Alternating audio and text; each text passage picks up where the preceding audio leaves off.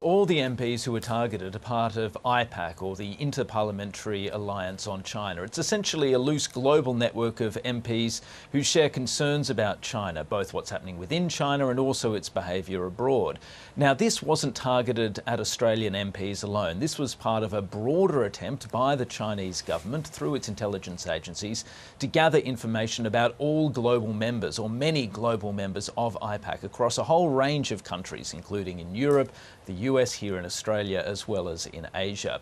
So it wasn't specifically about Australia, but it was still hoovering up Australian MPs, including these 6, 4 coalition parliamentarians, 2 Labor parliamentarians who were targeted at the time. Now, what was China trying to achieve? Well, according to analysts who've taken a look at this, according to the information released by a US indictment, essentially it was an attempt to gather information. It was a fairly crude attempt at trying to work out what their patterns of behaviour were online, probably, at least according to experts, to try and form a template that they could then use for more sophisticated hacking attempts down the line.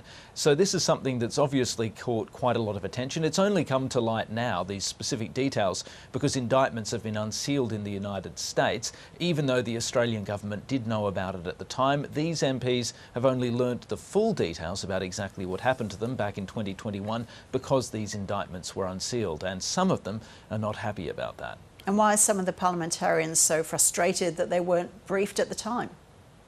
Well, the argument from some of these parliamentarians is that it was really incumbent on intelligence agencies, whether that's ASIO or the ASD, the Australian Signals Directorate, to actually inform them that they were specifically targeted. Now, it's not yet 100% clear why they weren't briefed. We're still waiting on a statement from ASD. We anticipate we might see something later today.